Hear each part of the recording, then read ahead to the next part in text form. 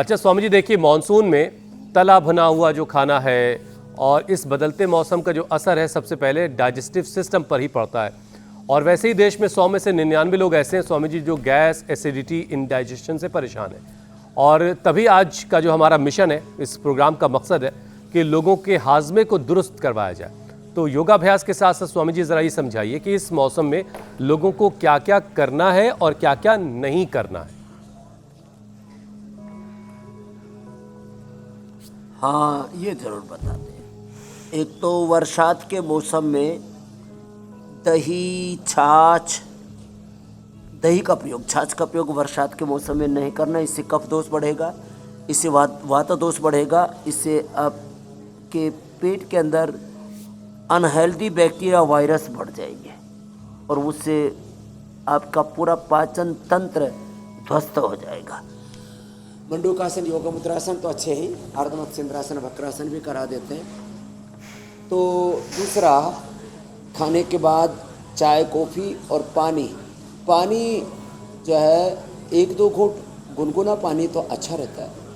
और बहुत रूखा सूखा भोजन हो तो आप खाने के बाद छाछ आदि ले सकते हैं। लेकिन इस मौसम में किसी को छाछ लेना है तो लवण भास्कर, हिंगवाष्टक अथवा हरी मिर्च और थोड़ा उसमें जीरा, धनिया आदि डाल करके ना छोंक करके ले छाछ को, तो फिर उसका वात दोष और पित्त दोष खत्म हो जाता है। लेकिन हरी मिर्च भी ज़्यादा ना डालें उसके अंदर। तो ये छूकी हुई छाछ पहले तो दक्षिण भारत में पी जाती थी, अब पूरे देश में लोग पीने लग गए हैं।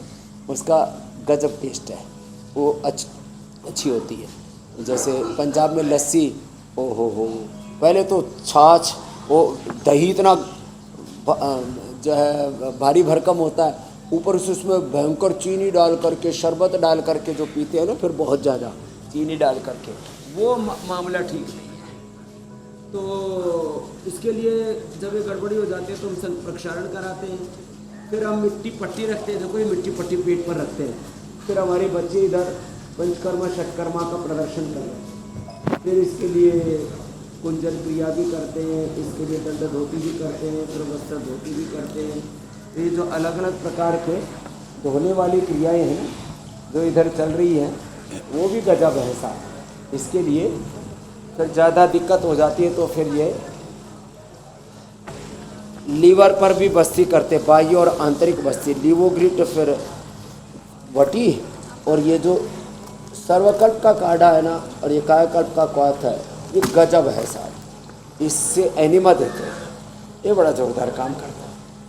भूमि आंवला, पुनर्नवा, मकोई, थ्रैश और ये शोनाक, भूमि आंवला, पुनर्नवा, मकोई, शोनाक, रेंड के पत्तों का रस, ये तो अप्रतिम है पेट के लिए।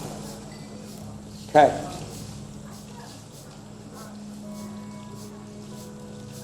फिर अति सर्वत्र वर्जयित में एक भोजन की मात्रा भी ना संतुलित होनी चाहिए। कुछ लोग बहुत ज़्यादा खा लेते हैं, तो भोजन इतना खाओ कि पेट में पता ही ना लगे, नपातुला खाना चाहिए। कुछ लोग पेट भर के खाते हैं, किसी के तो कंठ तक आ जाता है। हमारे साथ एक सदानंद और राज किशोर था पढ़ते समय गुरुकुल में, वो हम तो खाते थे नपातुला 200, 250, 5 ग्राम, बस ऐसे ही वो खाते थे। अधिकतम हमारा सारा लिक्विड आदि सब मिला करके आधा किलो, और वो खाते थे 2-2.5 किलो। एक तो सदानंद था 5 किलो रगड़ देता था।